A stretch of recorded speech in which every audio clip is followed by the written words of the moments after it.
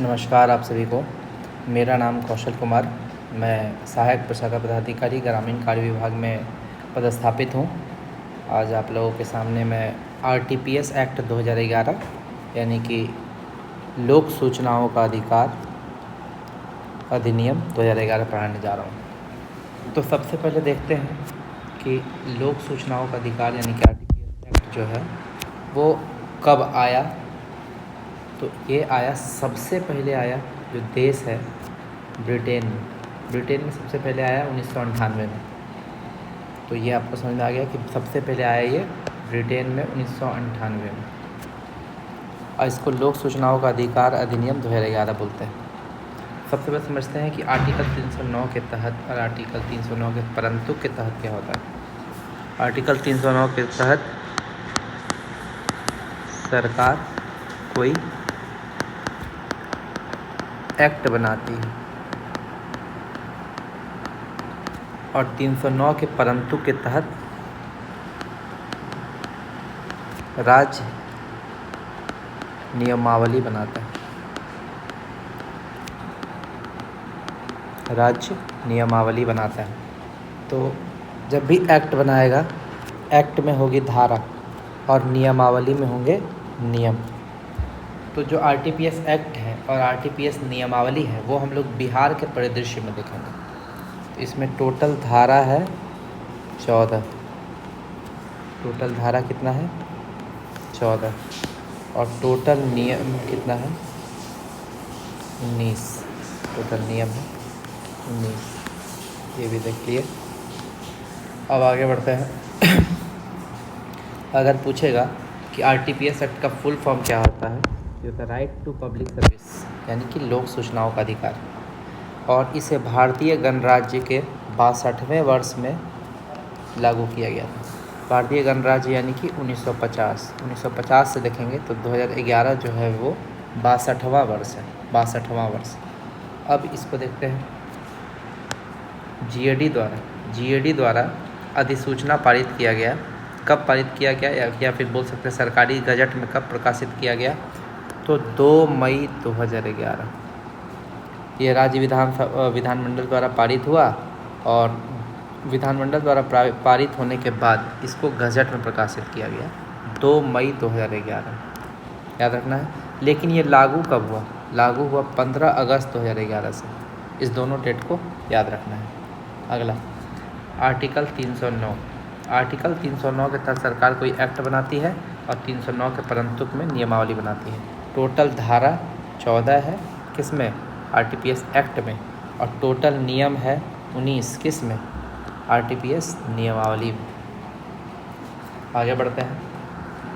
GAD का पत्रांक है 1421 और दिनांक है उसका 11/5/2011। ये क्या कहता है कि आरटीपीएस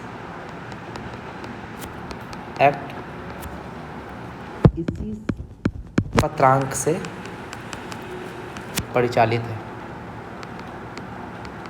यानी कि आरटीपीएस एक्ट जो बिहार में परिचालित है वो जीएडी बिहार पटना बिहार सरकार का इस पत्रांक के द्वारा परिचालित है। तो 1423 क्या बोलता है? इसके जस्ट उसी दिन आया, 11/5/2005 को ही आया, 11/5/2011 को ही आया। लेकिन इसका पत्रांक 1421 है, इसका पत्रांक 1423 है। ये क्या बोलता है? ये बोलता है प्रत्येक विभाग की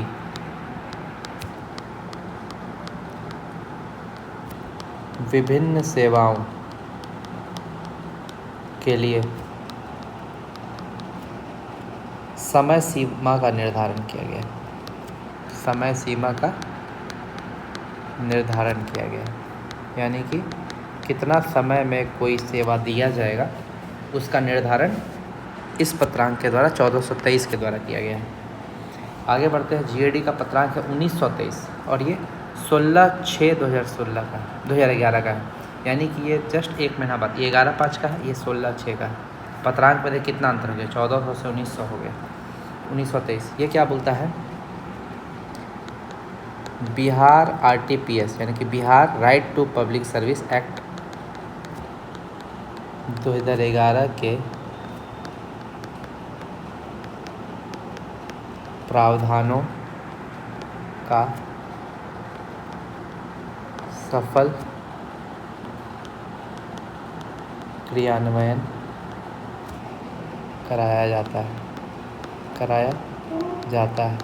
ये अभी तक लागू नहीं हुआ है बिहार RTPS एक्ट। क्यों? क्योंकि हम लोग पढ़े हैं लागू होता है 15 अगस्त 2011 से, यानी कि अभी भी क्रियान्वयन की ही बात चल रही है और छठा महीना आ गया और 15 अगस्त यानी कि 8वां महीना में फाइनली ये लागू होता है। अधिसूचना तो गजट प्रकाशित तो हो गया मई में ही, यानी कि जनवरी, फरवरी, मार्च, अप्रैल, मई, 5वां महीना में, ये 5वां महीना 1421 के द्वारा गजट प्रकाशित। ठीक है। 23 में बोला कि विभिन्न विभाग की सेवाओं का निर्धारण किया जाएगा। ठीक है। और 1923 में क्या बोलता है कि ये इसका सफल क्रियान्वयन कराया जाएगा। एक पत्र अधिसूचना और है ये कि जो इसमें समय सीमा निर्धारित किया गया था, यहाँ पर समय सीमा का निर्धारण किया था 1423, इसी का संशोधन किया गया है इसमें, यानी कि समय सीमा को थोड़ा सा संशोधित कर दिया गया है, यानी कि सेवाओं की निर्धारित समय सीमा को प्रथम बार संशोधित किया गया।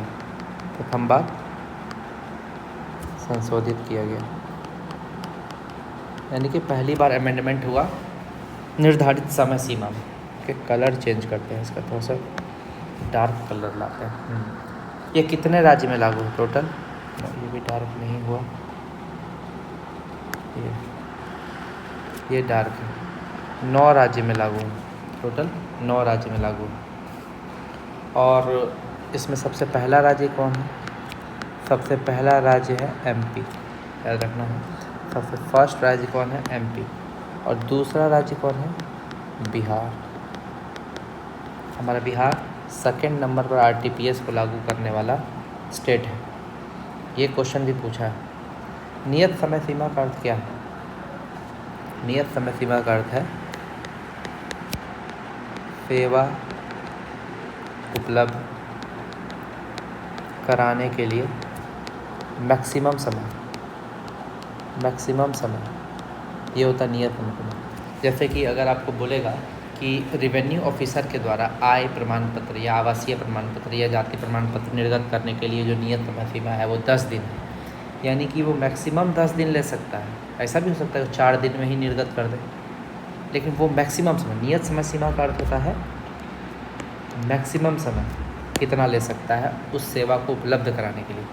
वर्तमान में अगला क्वेश्चन, बिहार RTPS में वर्तमान में कितनी सेवाएं हैं? तो वर्तमान में 17 विभाग की 70 सेवाएं हैं। वर्तमान में 17 विभाग की 70 सेवाएं हैं। और एक चीज़ और जानना है कि जब ये अधिसूचित हुआ था, यानी कि स्टार्टिंग में, उस समय कितनी सेवा थी? उस समय 24 सेवा से स्टार्ट किया था, यानी कि 24 सेवा देने से स्टार्ट किया था। और अभी 70 सेवा हम लोग RTPS के थ्रू देते हैं। सभी सेवाएं इसमें उपलब्ध नहीं है, जैसे कि फ्रीडम फाइटर का उत्तराधिकारी प्रमाण पत्र बनाना, ये अभी भी ब्लॉक में कितना दौड़ना पड़ता है, 10 महीना, 7 महीना, 8 महीना। या फिर आपको बहुत ऐसा चीज़ है जो अभी भी कोई भी उत्तराधिकारी वंशज अपना क्या बोलते हैं फैमिली जो होता है ना, फैमिली ट्री, वंशावली जो बनाते हैं वो भी अभी शायद इस पर नहीं है, आपका RTPS में नहीं है। उसके लिए भी ब्लॉक दौड़ना पड़ता है, बहुत दौड़ाते हैं वहाँ पर। तो इसलिए जो भी चीज़ RTPS में आ गया, लोगों को दौड़ भाग से थोड़ा सा छुटकारा मिल गया। चलिए आते हैं, प्रस्तावना क्या बोलता है RTPS का? RTPS का प्रस्तावना यह बोलता है कि यह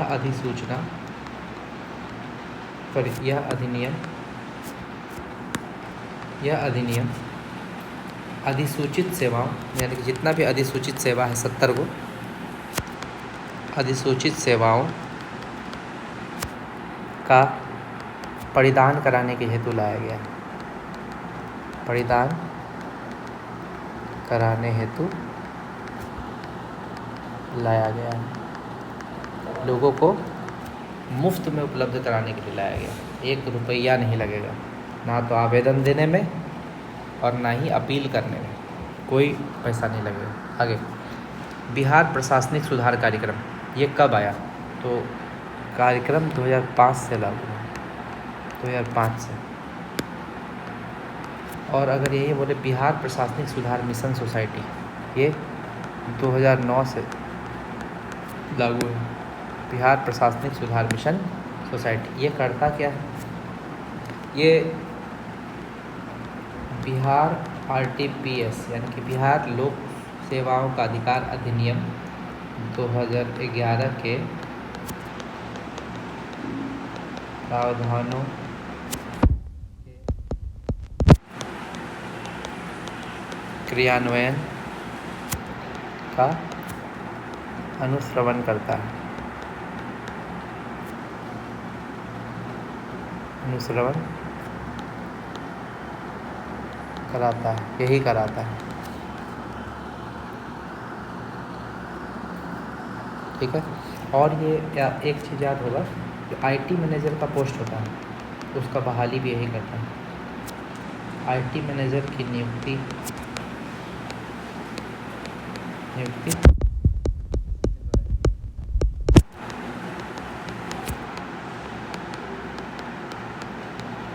तो हो गया ना, बहुत इम्पोर्टेंट। और बिहार RTPS का क्रियान्वयन यही करता है, बिहार प्रशासनिक सुधार मिशन सोसाइटी। और जो डाटा एंट्री ऑपरेटर है उसका पोस्ट उसको नियुक्ति करता है बेल्ट्रॉन। डाटा एंट्री ऑपरेटर का नियुक्ति कराता है बेल्ट्रॉन।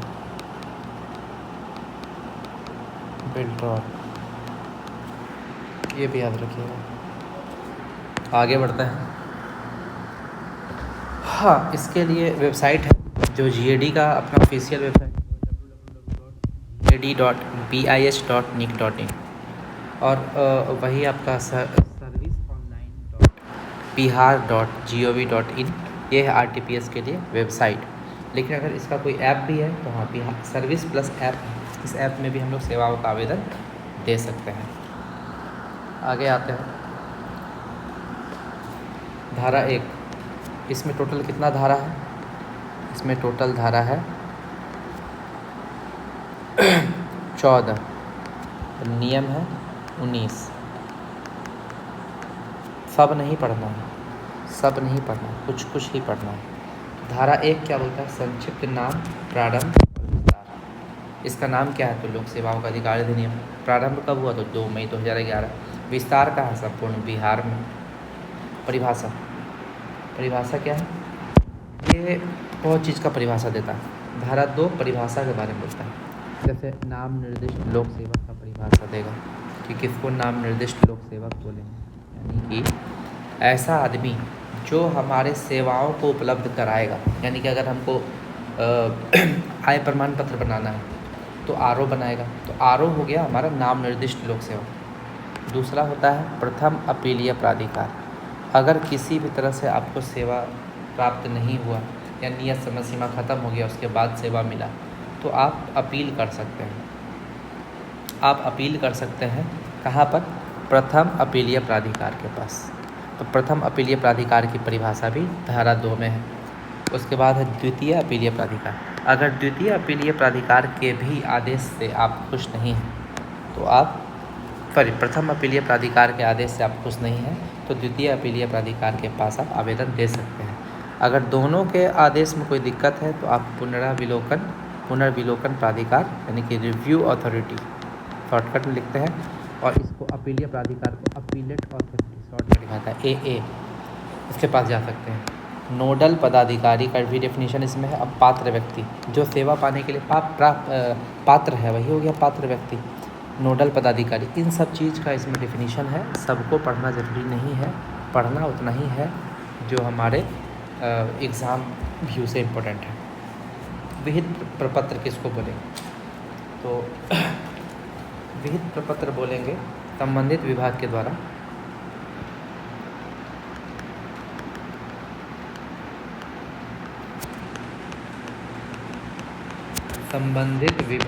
द्वारा अधिसूचित सेवा के लिए विहित प्रपत्र। अधिसूचित सेवा के लिए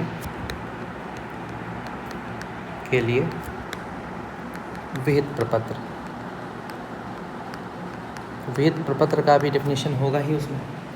अब देखते हैं अनुलग्नक 1 क्या बोलता है। अनुलग्नक 1 जो है तत्काल सेवा से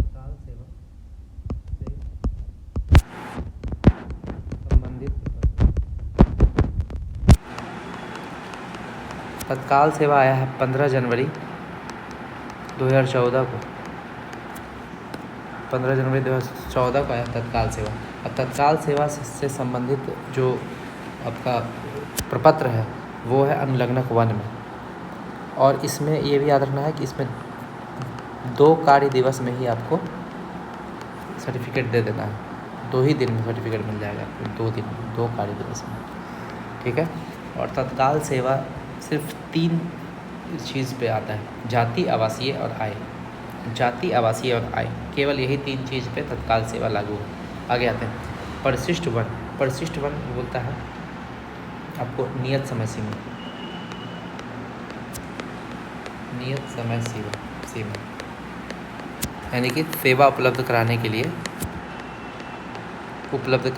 कितना नियत समय सीमा होना चाहिए। उपलब्ध कराने के लिए जो नियत समय सीमा है वो परिशिष्ट 1 बोलता है।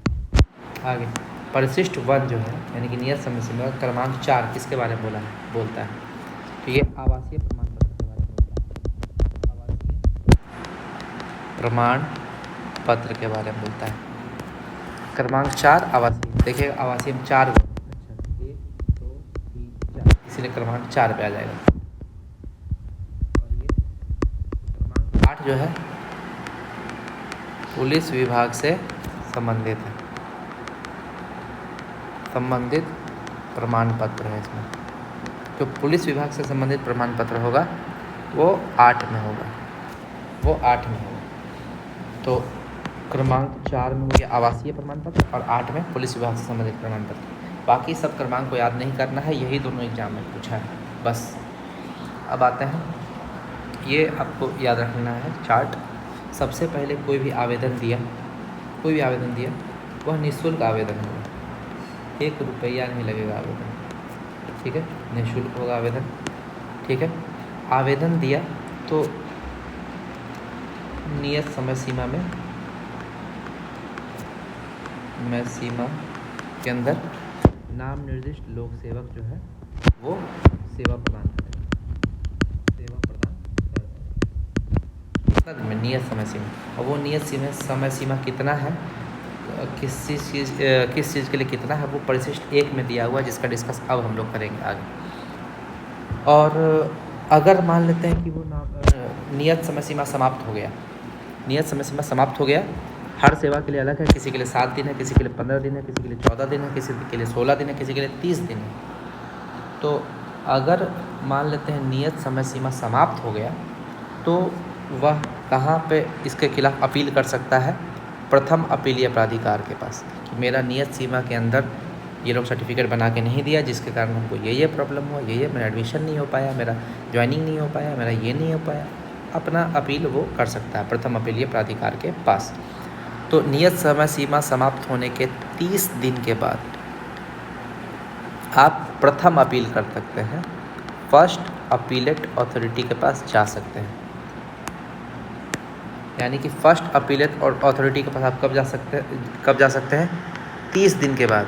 या ऐसा हो सकता है कि किसी के लिए नियत समय सीमा 7 दिन है और आपको 2 दिन में लिख दिया इसका सर्टिफिकेट रिजेक्ट किया जाता है, तो 2 ही दिन में लिख दिया, तो अब वहाँ से 30 दिन देखेंगे।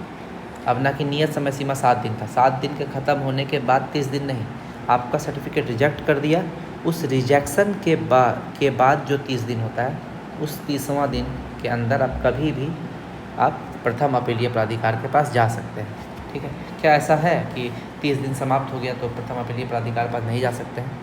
जा सकते हैं, लेकिन प्रथम अपीलीय प्राधिकार जो है यह संपुष्टि करेगा कि आप जो है एकदम अच्छा कोई पर्याप्त कारण से 30 दिन के अंदर यहाँ पर आप नहीं उपस्थित हो पाए, तब जाके वो आपका अपील लेगा।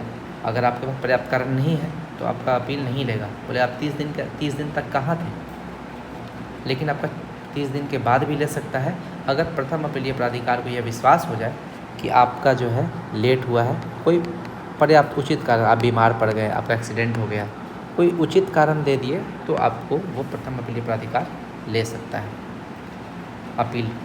अब प्रथम अपीलीय प्राधिकार के भी 30 दिन के बाद द्वितीय अपीलीय प्राधिकार जो है वो आवेदन ले सकता है, या फिर द्वितीय अपीलीय प्राधिकार को कभी कभी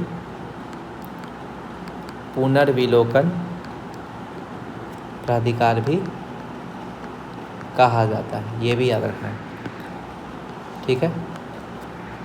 और ये भी याद रखना है कि जो प्रथम अपीलीय प्राधिकार है, द्वितीय अपीलीय प्राधिकार है, पुनर्विलोकन प्राधिकार है, इस तीनों के पास सिविल कोर्ट का पावर होता है। यानी कि ये लोग अगर अपील की सुनवाई कर रहा है तो जितना पावर सिविल कोर्ट के पास है सिविल मामले को सुनने के लिए, उतना ही पावर इन दोनों अपीलेट अथॉरिटी के पास है। सेकेंड अपीलेट अथॉरिटी के पास भी उतना ही पावर है, फर्स्ट अपीलेट के पास भी उतना ही है, और पुनर्विलोकन के पास भी। यानी कि अगर आपको प्रथम अपीलीय प्राधिकार का डिसीजन अच्छा नहीं लगा तो आप सिविल कोर्ट नहीं जा सकते हैं। क्या है, सिविल कोर्ट ही आपको डिसीजन दिया है। यानी कि प्रथम अपीलीय प्राधिकार सिविल कोर्ट है, वो आपको डिसीजन दिया है तो आप सिविल कोर्ट में थोड़ी लेके जाइएगा। इसका अपील, इस दोनों का, प्रथम अपीलीय, द्वितीय अपीलीय, पुनर्विलोकन प्राधिकार के खिलाफ आप अपील सिर्फ और सिर्फ हाई कोर्ट में कर सकते हैं, सिविल कोर्ट में नहीं कर सकते हैं, क्योंकि ये खुद सिविल कोर्ट है। तो सिविल कोर्ट का अपील हाई कोर्ट में करेंगे। ये भी समझ गए। आगे विभिन्न सेवाओं के लिए नियत समय सीमा देख लेते हैं। एक चीज़ और याद रखते हैं, धारा 4 बोलता है कि हम लोग को जो सेवा प्राप्त करने का अधिकार है वो नियत समय सीमा के अंदर, यानी कि नियत समय सीमा के अंदर सेवा प्राप्त करने का अधिकार हम लोग को दिया गया है सरकार के द्वारा। ठीक है, आगे बढ़ते हैं। परिशिष्ट एक में नियत समय सीमा का वर्णन अब देखते हैं। कर प्रतीक निर्गत करने के लिए कितना नियत समय सीमा है? मूल अधिसूचना में, मतलब कि जब ये एक्ट बना था उस समय कितना दिन था? 7 कार्य दिवस। 7 कार्य दिवस।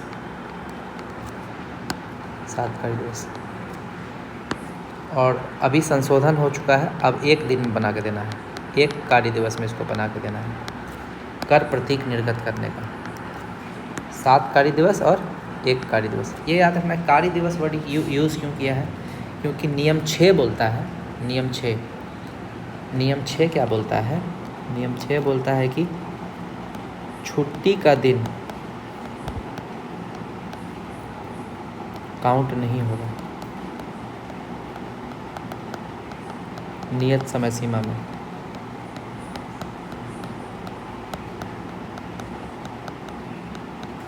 तो नियम 6 से छुट्टी याद रखिएगा, नियम 6 से छुट्टी। तो छुट्टी का दिन काउंट नहीं होगा नियत समय सीमा में, इसीलिए आपका ये जो है कार्य दिवस लिखा जा रहा है। यानी कि जिस दिन ऑफिस खुला रहेगा उसको 1 दिन काउंट किया जाएगा, संडे को नहीं काउंट किया जाएगा। आगे बढ़ते हैं। सीओ या आरओ के द्वारा आवासीय आय या जाति प्रमाण पत्र निर्गत करने के लिए 10 कार्य दिवस। कितना दिन? 10 दिन के अंदर आपको दे देना है, 10 दिन के अंदर 10 कार्य दिवस। आगे आते हैं। एसडीओ या डीएम स्तर से आवासीय, जाति या आय प्रमाण, तीनों कोई भी पूछ दे, आपसे आवासीय पूछ दे तो भी 10 दिन, जाति पूछ दे तो भी 10 दिन, इसका भी है 10 कार्य दिवस। 10 कार्य दिवस, ये भी याद हो गया। आगे बढ़ते हैं, एक एक करके सबको देख लेते हैं। तत्काल सेवा के लिए बताया था 2 कार्य दिवस, 2 दिन में दे देना है तत्काल सेवा 2 दिन में उपलब्ध करा देना है, 2 कार्य दिवस में, 2 कार्य दिवस। अगर आप सैटरडे को कोई लिखे हैं आपको संडे नहीं मिलेगा, मंडे या ट्यूसडे 2 दिन में मिलेगा। ठीक है, जिस दिन आप आवेदन दिए हैं उस दिन को काउंट नहीं करेगा, उसके अगले दिन से। ठीक है, आगे बढ़ते हैं। परिवहन विभाग से वाहन का फिटनेस सर्टिफिकेट निर्गत करने के लिए, 7 कार्य दिवस। 7 दिन में फिटनेस आपको दे देगा। फिटनेस सर्टिफिकेट कितना दिन में दे देगा? 7 कार्य दिवस। एक चीज़ और याद रखना है कि फिटनेस सर्टिफिकेट जो है कौन देता है हमारे वाहन का? मोटर व्हीकल इंस्पेक्टर, ठीक है, motor vehicle inspector MVI, motor यान निरीक्षक, इसको हिंदी में बोलते हैं मोटर यान निरीक्षक। ये भी क्वेश्चन पूछा हुआ है, ये भी क्वेश्चन पूछा हुआ है कि MVI देता है फिटनेस सर्टिफिकेट। आगे अब ये जो हम लोग जाति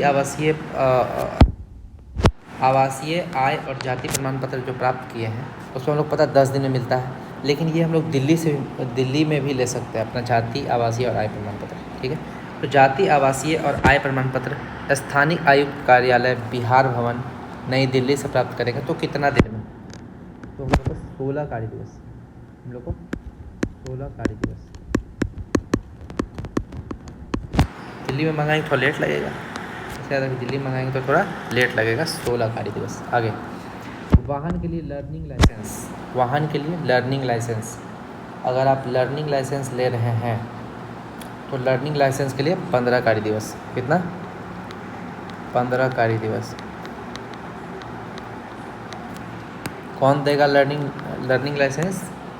तो लर्निंग लाइसेंस देगा हमारा DTO, जिला वाहन पदाधिकारी,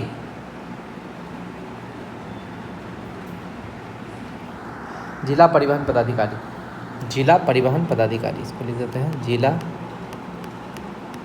परिवहन पदाधिकारी। यही है इसके लिए नाम निर्दिष्ट लोक सेवक। आगे बढ़ते हैं। वाहन के लिए ड्राइविंग लाइसेंस यानी कि चालक अनुज्ञप्ति की सेकेंड कॉपी निर्गत करने के लिए, ड्राइविंग लाइसेंस का फर्स्ट कॉपी नहीं, पहला बार तो निर्गत हो गया, दूसरा कॉपी निर्गत करने के लिए ड्राइविंग लाइसेंस का सेकेंड कॉपी 7 कार्य दिवस, 7 कार्य दिवस, 7 कार्य दिवस। आगे वाहनों के निबंधन प्रमाण पत्र की सेकेंड कॉपी, वाहनों का रजिस्ट्रेशन जो होता है उसका सेकेंड कॉपी, पहला रजिस्ट्रेशन तो आपका हो गया, उसका सेकेंड कॉपी निर्गत करने के लिए कितना टाइम लगेगा? सेकेंड कॉपी वाहन का रजिस्ट्रेशन का सेकेंड कॉपी निर्गत करने के लिए 15 कार्य दिवस, 15 कार्य दिवस, 15 कार्य दिवस। आगे अंतर्राष्ट्रीय चालक अनुज्ञप्ति के लिए, अंतर्राष्ट्रीय चालक, आप इंटरनेशनल ड्राइविंग लाइसेंस लेना चाह रहे हैं तो आपको मूल अधिसूचना में तो कुछ अलग है और अभी कुछ अलग है। मूल अधिसूचना में दिया था 30 कार्य दिवस, लेकिन आदमी लोग भड़कने लगा कि 30 दिन बहुत हो जाता है, 30 दिन क्या करेगा, ये वो फलना टिकना, तो 30 कार्य दिवस को हटा के अब संशोधित करके 15 कार्य दिवस कर दिया गया है। कितना कर दिएगा? 15 कार्य दिवस। इंटरनेशनल ड्राइविंग लाइसेंस लेने के लिए। आगे वाहनों का, यहाँ पे वाहनों का निबंधन प्रमाण पत्र का सेकेंड कॉपी देखे थे, यहाँ पर देखेंगे वाहनों का टेम्परोरी रजिस्ट्रेशन निर्गत करने के लिए, अस्थायी निबंधन के लिए 7 कार्य दिवस, 7 कार्य दिवस, 7 कार्य दिवस। अस्थायी है तुरंत दे देगा, टेम्परोरी वाला चीज़ तुरंत दे देगा, ज़्यादा दिन के लिए चाहिए बहुत सोच समझ के देगा। SP ऑफिस से चलित प्रमाण पत्र 14 कार्य दिवस,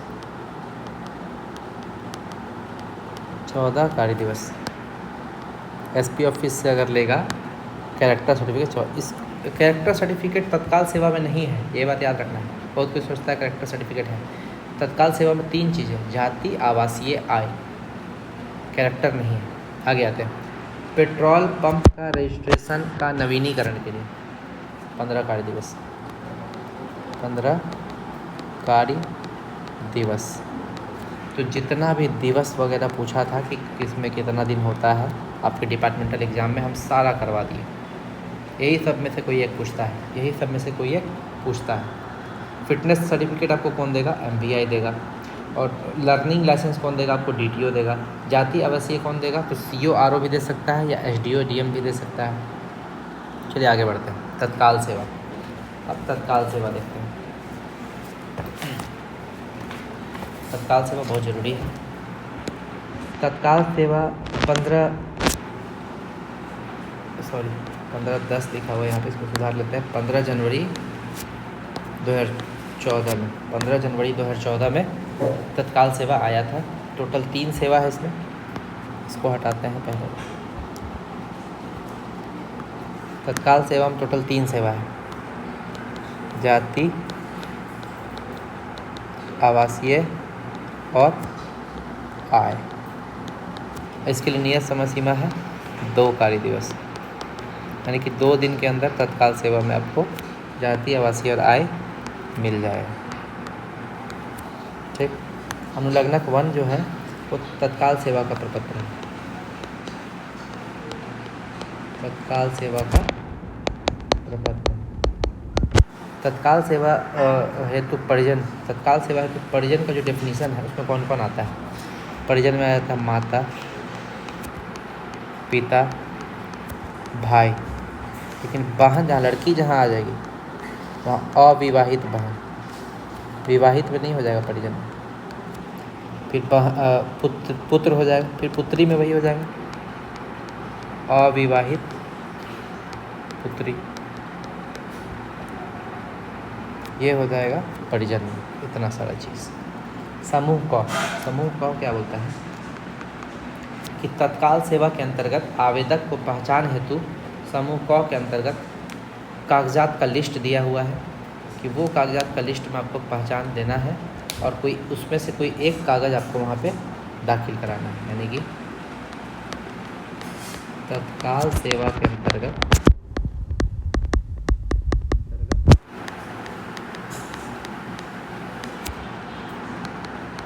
आवेदक को पहचान हेतु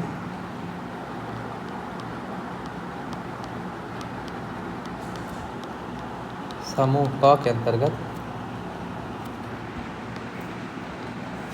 सूचीबद्ध कागजात, यानी कि कागजात का लिस्ट है वहाँ पे कि कौन कौन सा डॉक्यूमेंट लगेगा।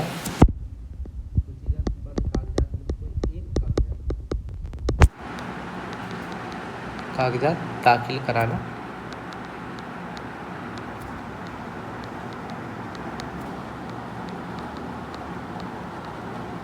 आवश्यक है।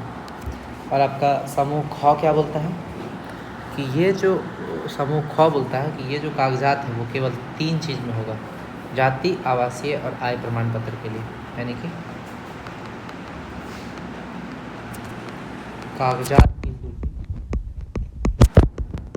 दी गई है इसमें समूह क में, जिसे सेवा विशेष जैसे यथा आय, जाति, आवासीय के प्रमाण पत्र के सेवा लेने के लिए दाखिल किया जा सकता है, दाखिल किया जा सकता है। यानी कि सिर्फ 3 सेवा के लिए इसको यहीं पे पता चलता है कि तत्काल में 3 सेवा है, जाति, आवासीय, आय। आगे बढ़ते हैं। तत्काल सेवा के अंतर्गत यदि किसी को आय प्रमाण पत्र प्राप्त करना है, जाति प्रमाण पत्र प्राप्त करना है, आवासीय प्रमाण पत्र प्राप्त करना है तो कौन कागजात दिखाना है? जो आपका क्वेश्चन पूछा है, ऐसे तो समूह क में बहुत सारा कागजात का लिस्ट है, लेकिन जो आपका क्या बोलते हैं क्वेश्चन पूछा है उसमें एगो दिया है कि ये आप पेश कर सकते हैं। जैसे कि आपको अगर आय प्रमाण पत्र प्राप्त करना है तो आप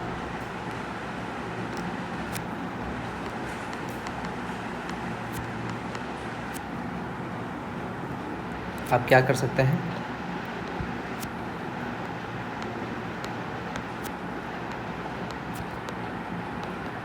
आयकर भुगतान से संबंधित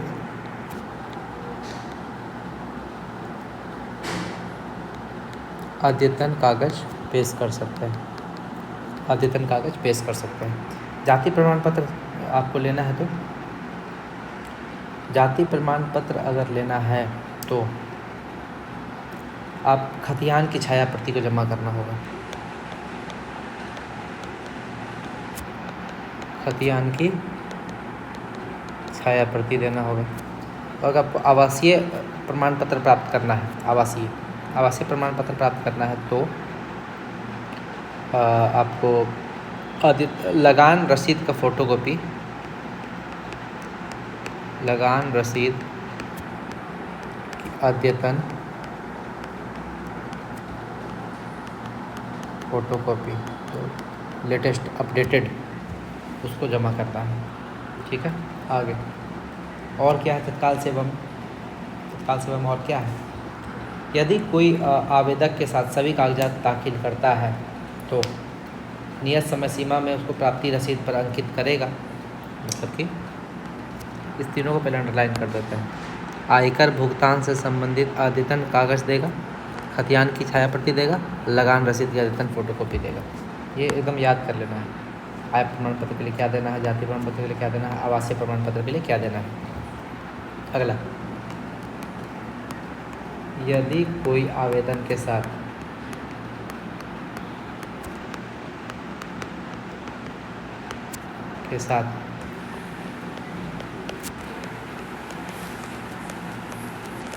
सभी आवश्यक कागजात दाखिल करता है और उसका आवेदन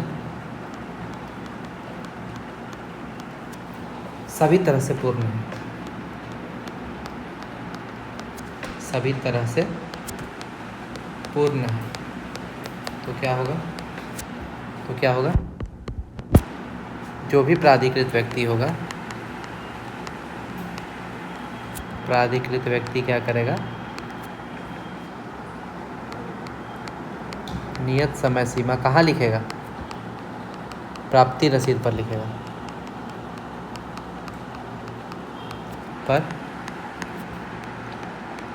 अंकित करेगा। मतलब उसको जो रिसीविंग देगा उस पर उसको अंकित कर देगा तुरंत, ताकि उसको कोई दिक्कत ना हो। उसको पता चल जाएगा कि इतना दिन में सेवा मिलने वाला। आप भी जब कोई आवेदन अप्लाई कीजिएगा तो उस पर लिखा रहता है कि इसका नियत समय सीमा इतना तारीख तक मिल जाएगा वो लास्ट। अगला, यदि कोई आवेदन के साथ अगला तत्काल सेवा से संबंधित प्रावधानों और चेकलिस्ट को प्रखंड और अंचल कार्यालय के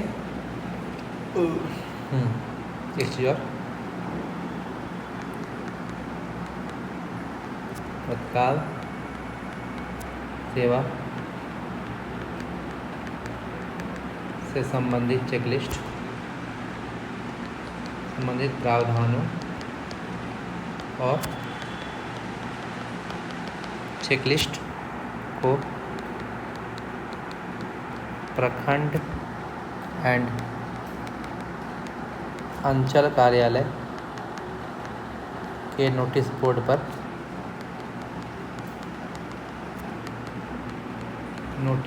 पर आवश्यक रूप से प्रदर्शित किया जाएगा।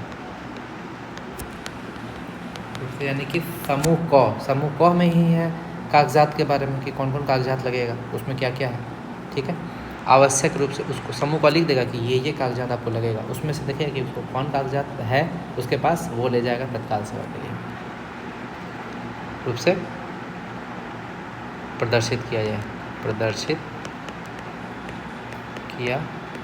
जाए। अगला क्या है? कोई विकलांग है, जैसे हम लोग तत्काल सेवा देते हैं तो उसमें हम लोग को ये देना पड़ता है कि हमारा आधार कार्ड पहचान के रूप में देना पड़ता है, पहचान पत्र के रूप में। विकलांग को उसका विकलांगता प्रमाण पत्र जो है वो संलग्न करना पड़ेगा। यानी कि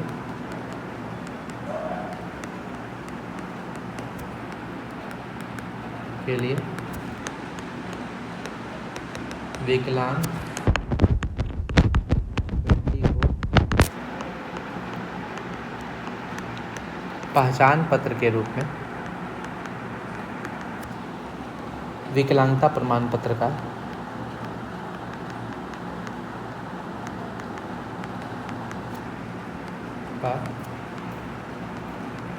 स्व अभिप्रमाणित छाया प्रति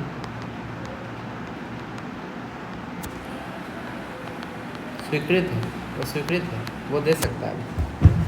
आगे आगे और आते हैं। अगला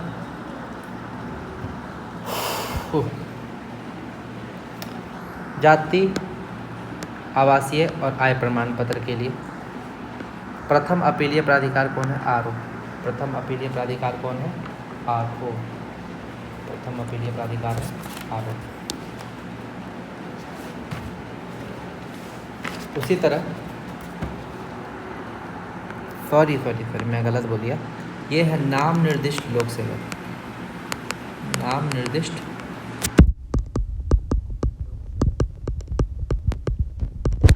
जो हम लोग को सर्टिफिकेट बना के देगा, नाम निर्दिष्ट लोक सेवक। जाति आवासीय के लिए आरओ है, डीएम है, फिलहाल आरओ समझिए। और जो आपका फर्स्ट अपीलेट अथॉरिटी है, प्रथम अपीलीय प्राधिकार, वो है एसडीओ। और सेकेंड अपीलीय प्राधिकार डीएम या पुनर्विलोकन प्राधिकार, फिर डीएम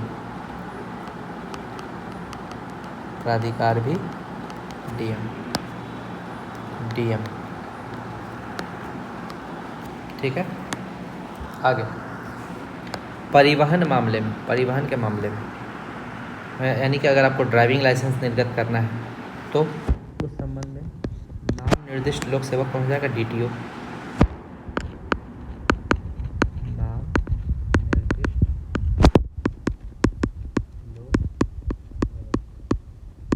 डीटीओ। और ये जो नाम निर्दिष्ट लोक सेवक है डीटीओ, इसको बोलते हैं जिला परिवहन पदाधिकारी। जिला परिवहन पदाधिकारी। ठीक है। आरटीए, ये है फर्स्ट अपीलेट अथॉरिटी,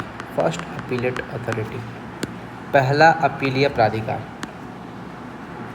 क्या है? आरटीए यानी कि क्षेत्रीय परिवहन प्राधिकार। क्षेत्रीय परिवहन प्राधिकार। ठीक है। ये जिला परिवहन पदाधिकारी, क्षेत्रीय परिवहन प्राधिकार। और ये जो प्रमंडलीय आयुक्त है, ये हमारा, या तो इसको बोलिए सेकेंड अपीलेट अथॉरिटी, या तो इसको बोलिए रिव्यू अथॉरिटी, यानी कि या तो वो द्वितीय अपीलीय प्राधिकार है या तो वो पुनर्विलोकन प्राधिकार है। ठीक, आगे बढ़ते हैं। क्वेश्चन इसका एमसीक्यू देख लेते हैं। एमसीक्यू क्या कुछ है? परिवहन मामले से संबंधित सेवा के लिए नाम निर्दिष्ट लोक सेवक कौन है? तो नाम निर्दिष्ट लोक सेवक हो जाएगा आपका, पीछे आ गया, नाम निर्दिष्ट लोक सेवक हो जाएगा जिला परिवहन पदाधिकारी। जिला परिवहन पदाधिकारी, ये देखिए ये। और अपीलीय प्राधिकार क्षेत्रीय परिवहन प्राधिकार के सचिव महोदय होंगे। ये जिला परिवहन पदाधिकारियों के नाम निर्दिष्ट लोक सेवक और क्षेत्रीय परिवहन प्राधिकार के सचिव हो गए अपीलीय प्राधिकार। अब पुनर्विलोकन प्राधिकार कौन हो जाएंगे? प्रमंडलीय आयुक्त यानी कि हमारा उसका कमिश्नर हो जाएगा। रिव्यू अथॉरिटी या सेकेंड अपीलेट अथॉरिटी भी यही हो जाएगा। आगे आवासीय, आय और जाति प्रमाण पत्र के लिए पुनर्विलोकन प्राधिकार। देखिए आवासीय, आय, जाति के लिए पुनर्विलोकन, यहाँ पे डीएम आ रहा है तो हो गया यहाँ पे डीएम यानी कि जिला पदाधिकारी।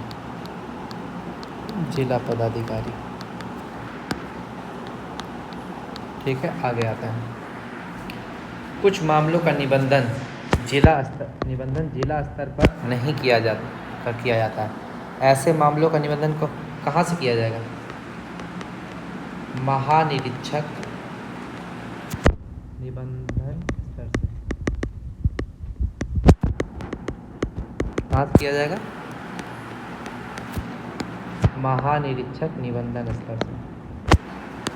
आगे आरटीपीएस एक्ट के तहत दंड की वसूली, ये तो चैप्टर शायद नियम 16 में है, नियम 16 में है, देख लेना इसके बाद में, नियम 16 में है। और आरटीपीएस एक्ट के साथ दंड की वसूली कैसे करेंगे, उसके सैलरी से करेंगे, यानी कि नाम निर्दिष्ट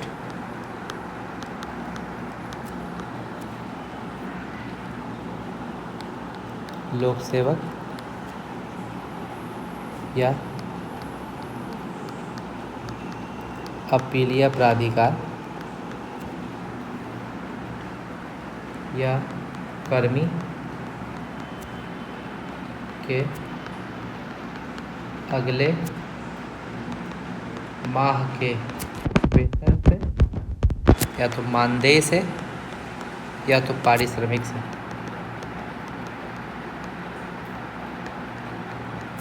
की जाएगी, यानी कि उसके वेतन से या तो मानदेय से या तो पारिश्रमिक से की जाएगी। लेकिन अगले महीना का जो भी नाम निर्दिष्ट लोक सेवक नहीं किया है अपना काम सही से, या अपीलीय प्राधिकारी अपना काम सही से नहीं किया, या कर्मी अपना काम सही से नहीं किया है, तो उसके वेतन, मानदेय या पारिश्रमिक से की जाएगी, वसूली जाएगी। अब देखते हैं कौन कौन प्राधिकार किसके लिए कौन कौन है। मुख्यमंत्री कन्या विवाह योजना के अंतर्गत अपीलीय प्राधिकार कौन है? कन्या विवाह योजना, कन्या विवाह योजना के अंतर्गत जो है जिला प्रोग्राम पदाधिकारी, जिला प्रोग्राम पदाधिकारी, ये याद रख लेना आपको, जिला प्रोग्राम पदाधिकारी जो है वो है कन्या विवाह योजना के तहत अपीलीय प्राधिकारी। छात्रवृत्ति वितरण, देखिए ये भी बहुत ज़रूरी है, छात्रवृत्ति जो देता है स्टूडेंट लोग को, छात्रवृत्ति वितरण में अपीलीय प्राधिकार कौन है? अपीलीय प्राधिकार हो जाएगा उपनिदेशक शिक्षा, उपनिदेशक शिक्षा, उपनिदेशक शिक्षा विभाग के। और अगर वही बोल देगा पुनर्विलोकन, पुनर्विलोकन प्राधिकार कौन है? तो निदेशक प्राथमिक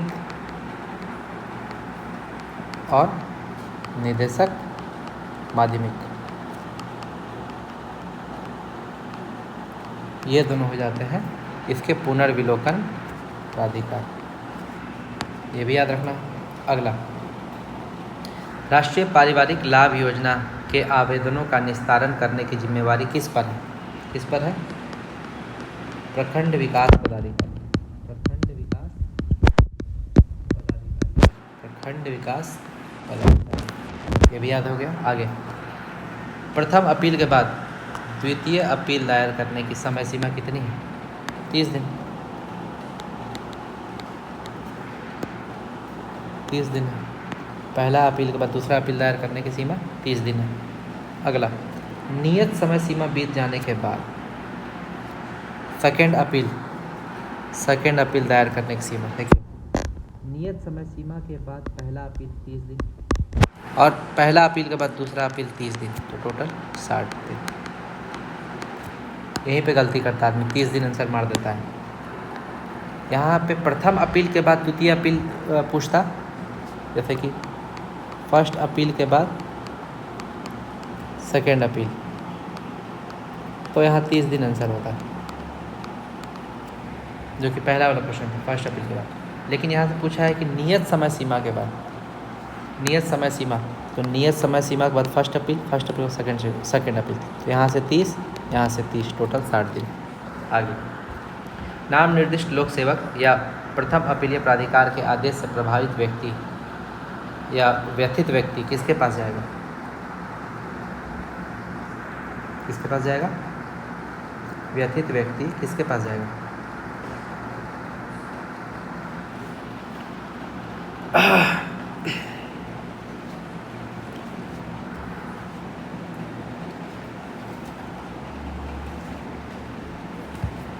ये प्रथम अपीलीय प्राधिकार का आदेश का उल्लंघन किया ना, तो सेकेंड अपीलीय प्राधिकार के पास जाएगा, सेकेंड अपीलीय प्राधिकार के पास जाएगा। और एक चीज़ और याद रखना है कि ये डायरेक्ट पुनर्विलोकन प्राधिकार के पास भी जा सकता है, पुनर्विलोकन प्राधिकार के पास भी जा सकता है, ये भी याद रखना है। आगे रिमेंबर, ये याद रखना है कि जो पहला और दूसरा अपीलीय प्राधिकार है, तो प्रथम और अपीलीय द्वितीय अपील के आदेश लिखित रूप में दिया जाना चाहिए। ठीक है, फर्स्ट एंड द्वितीय अपील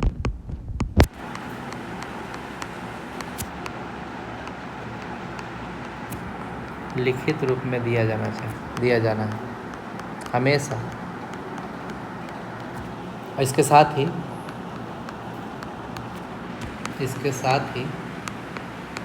उसे खुली कार्रवाई में पढ़ा जाएगा, यानी कि सबके सामने पढ़ा भी जाएगा कि प्रथम अपील और द्वितीय अपील का आदेश क्या है। अपील का आदेश, प्रथम और द्वितीय अपील का आदेश, इसका आदेश लिखित रूप में दिया जाना। आगे बढ़ते हैं। किसी अपील की सुनवाई के दरमियान कोई आवेदक या नाम निर्दिष्ट लोक सेवक या अपीलीय प्राधिकार अनुपस्थित रहता है तो क्या होगा? तो अंतिम फैसला जो होगा, अंतिम फैसला पारित करने से पूर्व एक मौका संबंधित को दिया जाएगा,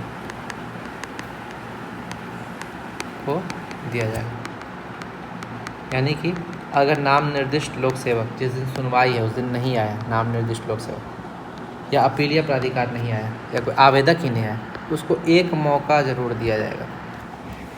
ठीक है, एक चीज इसको पढ़ लेते हैं। इसको सेम है, सेम क्वेश्चन, इसी के जैसा सेम क्वेश्चन है ये भी। यदि किसी अपील की सुनवाई में कोई पक्षकार सुनवाई की सूचना के तामीला होने के बावजूद भी अनुपस्थित रहता है, यानी कि तामीला मतलब कि हम उसको बता दिए हैं, जो आवेदक है या कोई पक्षकार है उसको बता दिए हैं भाई आपका सुनवाई है, अब वो तामीला कर दिया है, उसको सिग्नेचर कर दिया है कि हाँ हम आएंगे, वो एक्सेप्ट कर लिया, रिसीव कर लिया लेटर को, उसके बाद भी वो अनुपस्थित रहता है, तो उस स्थिति में विनिश्चयन क्या होगा? उसकी अनुपस्थिति में किया जाएगा, उसकी अनुपस्थिति में ही किया जाएगा।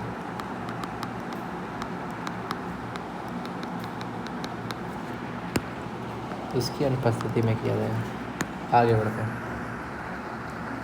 बिहार आरटीपीएस एक्ट के अधीन एक नाम निर्दिष्ट लोक सेवक किसी सूचना किसी सेवा के इनकार या विलंब के लिए संबंधित व्यक्ति को क्या करेगा? संबंधित व्यक्ति को सब कारणों से सूचित करेगा। संबंधित व्यक्ति को इसके कारणों से संसूचित करेगा। ये नियम रूल 5 बोलता है। उसको कारण बताएगा, ठीक है। और आम जनता से रिलेटेड सूचना जो होगा, रिलेटेड सूचना उसको नोटिस बोर्ड पर लगाएगा, नोटिस बोर्ड पर उपलब्ध कराएगा। आगे सुनवाई की सूचना की संसूचना, ये विशेष दूत के माध्यम से कराएगा, विशेष दूत के माध्यम से। मान लेते हम लोग बताएंगे किसी को कि आवेदक को कि आपका सूचना जो है, इन सुनवाई जो है वो इतना तारीख को है, तो उसका सूचना कैसे देंगे उसको? तो हम लोग विशेष दूत के माध्यम से देंगे, विशेष दूत के माध्यम से सूचना का संसूचना देंगे और हस्त विवरण द्वारा हाथों हाथ देंगे। आगे आवेदक द्वारा किए गए आवेदन की अस्वीकृति नियत समय सीमा की समाप्ति के कितने दिनों के अंदर अपील दायर की जा सकती है? 30 दिन। दोबारा क्वेश्चन आ गया ये 30 दिन। आगे, अपीलीय प्राधिकार को दायर अपील के निस्तारण करने के लिए वही शक्ति प्रदत्त है जो सिविल कोर्ट को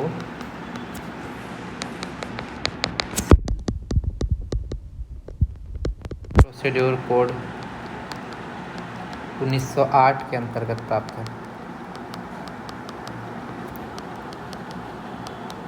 यानी कि जो अपीलीय प्राधिकार को वही पावर है जो सिविल कोर्ट को पावर प्राप्त है। किसके तहत? सिविल प्रोसीड्यूर कोड 1908 के तहत। अब एज ए कोर्ट वो क्या कर सकता है? As a court, as a civil court अपीलीय प्राधिकार क्या कर सकता है? अपीलार्थी यानी कि जो अपील किया है और नाम निर्दिष्ट लोक सेवक को सुनवाई के लिए समन कर सकता है, के लिए समन निर्गत कर सकता है। समन मतलब बुलाना, वो समन करेगा, बुलाएगा। लेकिन 7 दिन पहले, मिनिमम 7 दिन पहले उसको नोटिस देना पड़ता है, ऐसा भी रूल है। आगे पढ़ेंगे। पुनर्विलोकन प्राधिकार का क्या काम है? इसका काम है अपीलीय प्राधिकार के कार्य को देखना। यानी कि अपीलीय प्राधिकार से कोई गलती हुआ तो उसको पुनर्विलोकन प्राधिकार ही सुलझाएगा। आगे बढ़ते हैं। फर्स्ट अपीलेट अथॉरिटी या रिव्यू अथॉरिटी के आदेशों का पालन नहीं करना औचार माना जाएगा कि वो औचार की श्रेणी में आता है। औचार, ठीक है। नाम निर्दिष्ट लोक सेवक या अपीलीय प्राधिकार सभी निस्तारित मामलों को क्या करेगा? अभिलेख संधारित करेगा। अभिलेख संधारित करेगा। आगे बढ़ते हैं। अपीलीय प्राधिकार कितना दंड अधिरोपित कर सकता है? अपीलीय प्राधिकार तो दंड की एक मुश्त राशि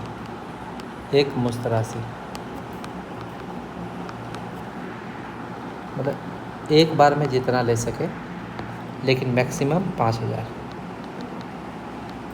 5,000 ज़्यादा नहीं ले सकता, ये भी याद रखना। आगे, आरटीपीएस के अधीन अपील दायर करने की 30 दिनों की अवधि समाप्त होने के बावजूद भी अपीलीय प्राधिकार द्वारा अपील ग्रहण किया जा सकता है यदि उसको यह विश्वास हो जाए कि अपीलकर्ता जो है, अपीलार्थी को समय पर अपील दायर करने से पर्याप्त कारणों से रोका गया था। कि यदि अपीलार्थी के पास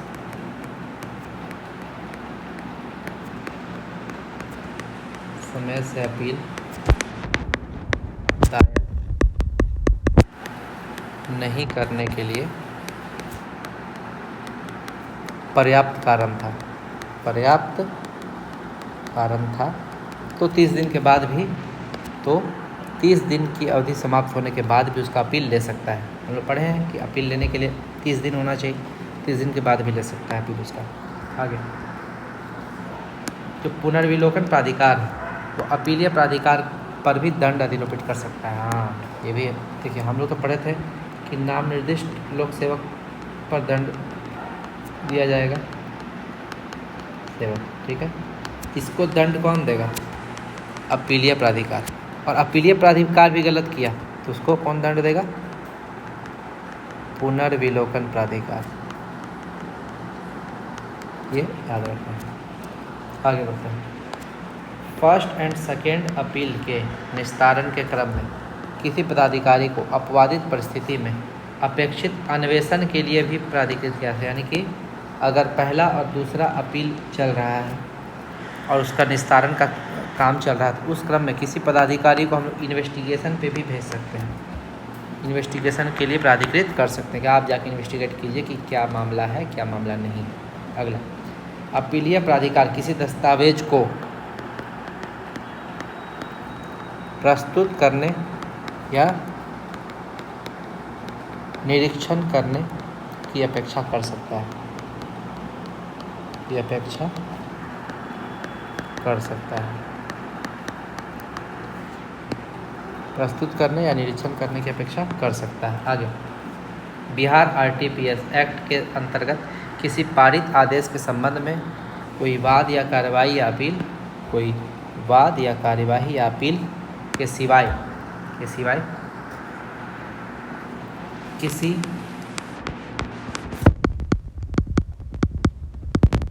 न्यायालय में दायर नहीं कर सकता है। यानी कि वो अपील कर सकता है, कोई आदेश के खिलाफ अपील कर सकता है, ठीक है, लेकिन वो न्यायालय में नहीं जा सकता इसके लिए। क्यों? क्योंकि अपील ही तो उसके लिए न्यायालय है, अपीलीय प्राधिकार ही उसके लिए सिविल कोर्ट है, ठीक है। लेकिन फाइनली जो अपीलीय प्राधिकार है और जो आपका पुनर्विलोकन प्राधिकार है उसके खिलाफ वो हाई कोर्ट में जा सकता है, फाइनल उसका अपील हाई कोर्ट में ही किया जा सकता है। अब आते हैं धारा देख लेते हैं। धारा 1 धारा 2 तो हम लोग देखे थे। धारा 3 क्या बोलता है? धारा 3 बोलता है कि आवश्यक संशोधन करने की शक्ति किसके पास है? राज्य सरकार के पास। आवश्यक संशोधन करने की शक्ति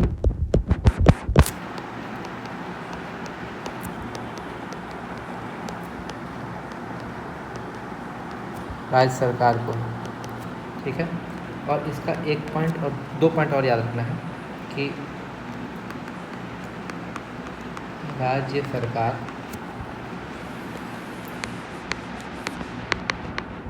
समय समय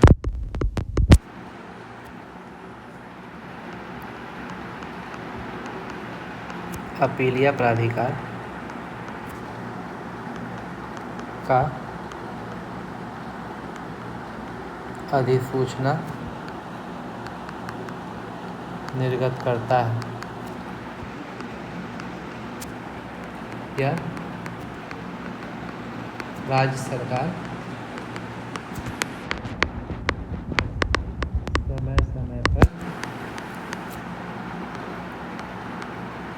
पुनर्विलोकन प्राधिकार की अधिसूचना निर्गत करता है। यानी कि अधिसूचना निर्गत कर सकता है राज्य सरकार, अधिसूचना निर्गत कर सकता है राज्य सरकार। किसका? अपीलीय प्राधिकार का, पुनर्विलोकन प्राधिकार का, संशोधन का, तीनों का अधिसूचना निकालेगा। इसका अपीलीय प्राधिकार का, पुनर्विलोकन, तीनों का अधिसूचना निकालेगा धारा 3 के तहत। और धारा 3 में ही अधिसूचित सेवा का वर्णन है। मतलब अधिसूचित वर्ड आ गया, धारा 3 मार दो, अधिसूचित वर्ड आ गया, धारा 3 हो गया आंसर। आगे धारा 4। धारा 4 बोलता है नियत समय सीमा के अंदर अधिसूचित सेवाओं को प्राप्त करने का अधिकार। अधिसूचित सेवाओं को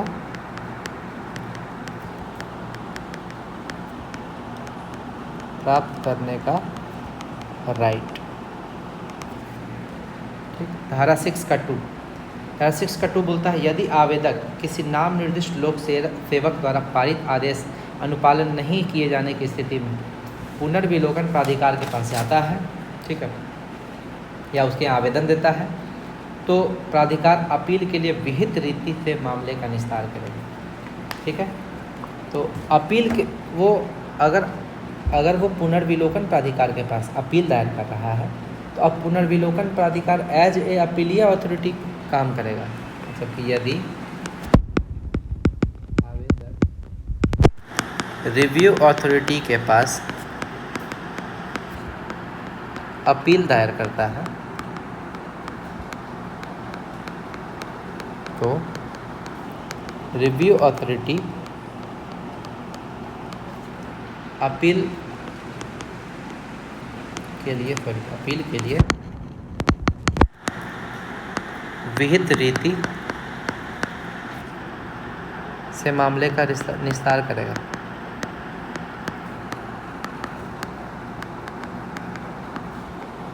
यानी कि रिव्यू अथॉरिटी एज अ अपीलीय अथॉरिटी काम करेगा, क्योंकि वो आवेदन अपीलीय अथॉरिटी के पास नहीं दिया, सीधा रिव्यू अथॉरिटी के पास दिया। तो ये हमारा हो जाएगा। आगे धारा 7 क्या है? अपीलीय अधिकारी दंड अधिरोपित कर सकते हैं। मैक्सिमम 5,000 दंड, उससे ज़्यादा नहीं, मैक्सिमम 5,000 रुपया तक का दंड अधिरोपित कर सकते हैं। आगे धारा 9 बोलता है न्यायालय के अधिकार का वर्जन। यानी कि वो एज ए सिविल कोर्ट काम करेगा, अपीलीय प्राधिकार, वो धारा 9 बोलता है। और एज ए सिविल कोर्ट वो नाम निर्दिष्ट लोक सेवक और आवेदक दोनों को क्या बोलते हैं, इसके जो इसका प्रक्रिया चल रहा है उस प्रक्रिया के निष्पादन में ये समन कर सकता है, उसको बुला सकता है। यदि राज्य सरकार किसी आवेदन को प्राप्त करता है, धारा 10 क्या बोलता है? यदि राज्य सरकार किसी आवेदन को प्राप्त करता है जिसमें यह आरोप लगाया गया है कि एक्ट के प्रावधानों का अनुपालन नहीं किया गया है, तो राज्य सरकार सीधे अपीलीय प्राधिकार को विहित प्रावधानों के अंतर्गत कार्रवाई के लिए भेज सकता है। मतलब कि राज्य सरकार को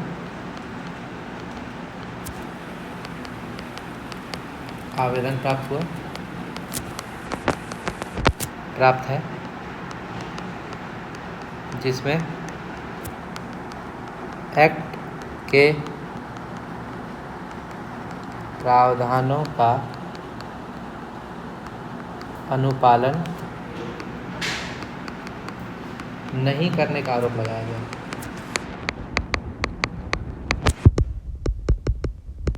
है। राज्य सरकार क्या करेगी? सीधे भेजेगी किसके पास? अपीलीय अथॉरिटी, अपीलीय प्राधिकार के पास। उसको बोलेगी कि विहित प्रावधानों के अंतर्गत कार्यवाही करें। आगे धारा 11 क्या बोलता है? सद्भाव में की गई कार्यवाही का संरक्षण।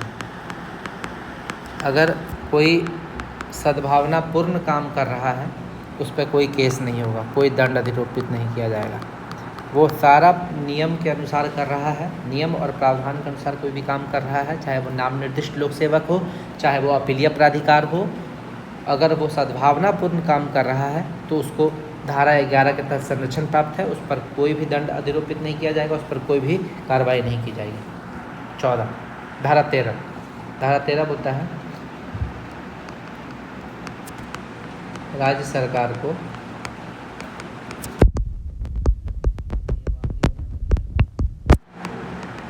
नियमावली बनाने की शक्ति प्रदत्त है। धारा 14 बोलता है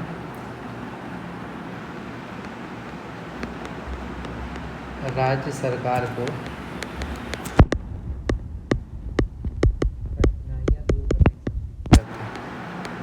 कठिनाइयाँ दूर करने की शक्ति प्रदत्त है। तो ये सारा धारा खत्म हो गया। अब नियम देखते हैं। नियम इतना ही नियम है। नियम 4 बोलता है आवेदक को अभिस्वीकृति देने का प्रावधान। आवेदक को अभिस्वीकृति देने का प्रावधान है। नियम 5 बोलता है, नाम निर्दिष्ट लोक सेवक के द्वारा सेवा से इनकार विलंब किए जाने के लिए सेवा मांगने वाले व्यक्ति को विलंब संबंधित आवश्यक जानकारी उपलब्ध कराई जाएगी। यानी कि नाम निर्दिष्ट लोक सेवक जो सेवा उपलब्ध कराता है, वो अगर किसी कारण से नियत समय सीमा के भीतर कोई सेवा उपलब्ध नहीं करा पाया तो उसका जानकारी वो किसको देगा? आवेदक को देगा। नाम निर्दिष्ट लोक सेवा के द्वारा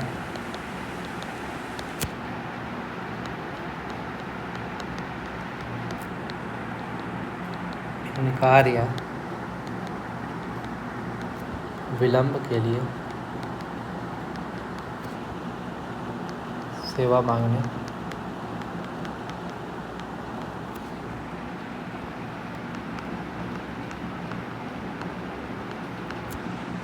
व्यक्ति को विलंब संबंधी जानकारी उपलब्ध कराई जाएगी। उपलब्ध कराई जाएगी कि क्यों विलंब हुआ उसका जानकारी दिया जाएगा। नियम 6 तो बोलते छुट्टी से संबंधित है कि नियत समय सीमा सिर्फ कार्य दिवस के दिन ही काउंट होगा, उसमें नियत समय सीमा में उसमें कोई भी छुट्टी काउंट नहीं होगा। यानी कि नियत समय सीमा के अंतर्गत लोक अवकाश शामिल नहीं किया जाता है। आगे नियम 9। नियम 9 बोलता है अपील शुल्क के शिथिलीकरण का प्रावधान। ऐसा नहीं लगेगा। 9 का मतलब नो, शुल्क में नो, कोई शुल्क नहीं लगेगा।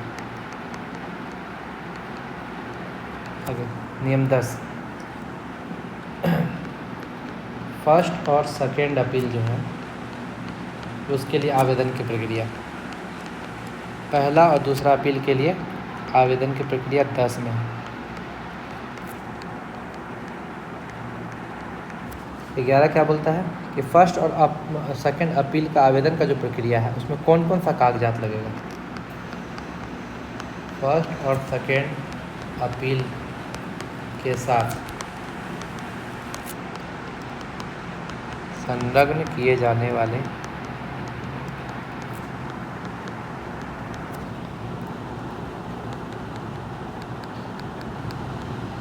कागजातों की सूची।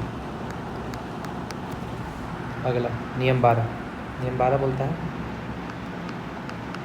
फर्स्ट एंड सेकेंड अपील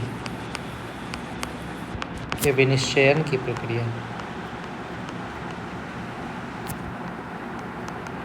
कैसे पहला और दूसरा अपील का विनिश्चयन किया जाएगा। नियम 13 बोलता है सूचना कैसे कैसे संसूचन किया जाए, कैसे भेजा जाएगा। देखिए सूचना और संसूचन की प्रक्रिया किस में? सुनवाई के समय।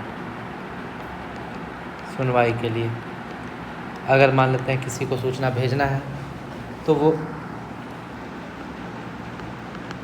निबंधित डाक से भेजेंगे। निबंधित डाक द्वारा पावती रसीद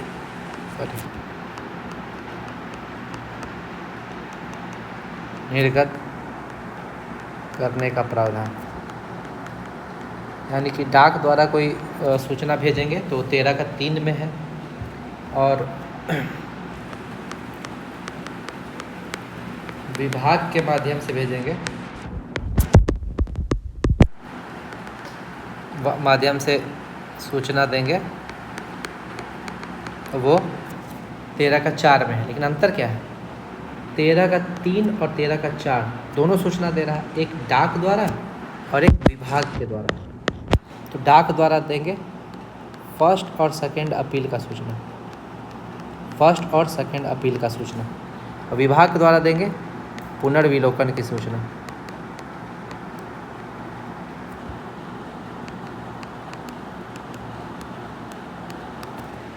यानी कि पुनर्विलोकन का मामला चल रहा है, पुनर्विलोकन का सुनवाई चल रहा है, तो विभाग के द्वारा सूचना देंगे, नोटिस बोर्ड पर डाल देंगे।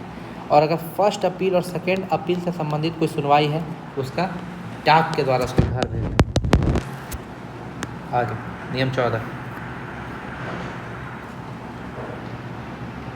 यानी कि आवेदक, नियम 14 बोलता है आवेदक हो या वो नाम निर्दिष्ट लोक सेवक हो या फिर अपीलीय प्राधिकार हो, अपील के समय जो मामला चल रहा है उसमें उसको व्यक्तिगत रूप से उपस्थित होना है, या नाम निर्दिष्ट लोक सेवक या अपीलीय प्राधिकार को अपील के मामले में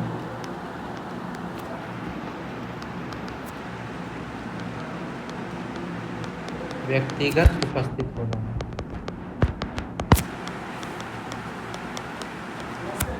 चौदह का एक क्या बोलता है? सॉरी, अपील में सुनवाई की तिथि से मिनिमम 7 दिन पहले सूचना देना है, से मिनिमम 7 दिन पहले सूचना देना है, चाहे वो नाम निर्दिष्ट लोक सेवक हो, चाहे वो आवेदक हो, चाहे वो अपीलीय प्राधिकार हो, सबको सूचना इसी में देना है। और 14 का 4 क्या बोलता है कि प्रथम अपील और द्वितीय अपील अगर चल रहा है उसमें जो भी अनुपस्थित पक्ष है उसकी अनुपस्थिति में आदेश पारित कर दिया जाएगा। फर्स्ट एंड सेकेंड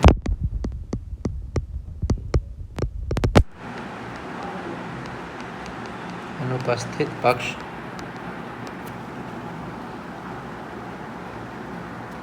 के अनुपस्थिति में आदेश पारित किया। यदि उस व्यक्ति को जो अनुपस्थित है उसको सूचना दिया गया था और तामीला करा लिया गया था, यानी कि उससे साइन करा लिया गया था, रिसीविंग ले लिया गया था, यदि पक्षों को सूचना दी गई थी तथा तामीला करा लिया गया, तब अपील में ये समझा जाता है कि उसको सुनवाई के बारे में व्यक्तिगत जानकारी थी फिर भी वो अनुपस्थित है, इसलिए अब हम उसका वैल्यू नहीं देंगे, अनुपस्थिति में भी आदेश पारित करें। ठीक, आगे नियम 15 क्या बोलता है? फर्स्ट एंड सेकेंड अपील में आदेश पारित करने का प्रावधान।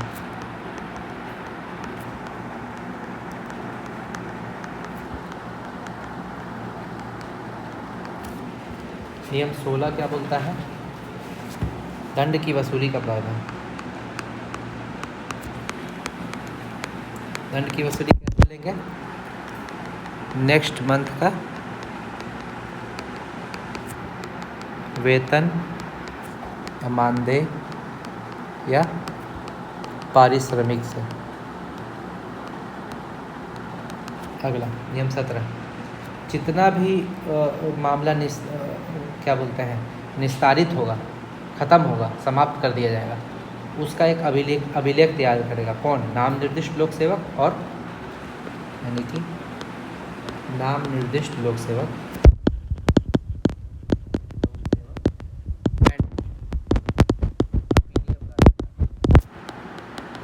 ये दोनों क्या करेगा? सभी निस्तारित मामलों का अभिलेख संधारित करेगा। अभिलेख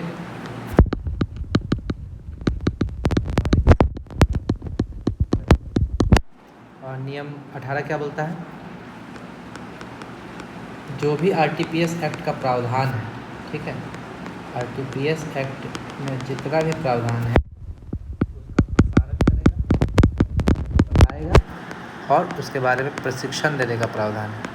लोग को पता कैसे चलेगा कि कौन कौन सेवा आरटीपीएस में है? तो वो प्रशिक्षण देने का प्रावधान नियम 18 में। बस इतना सा था आरटीपीएस एक्ट।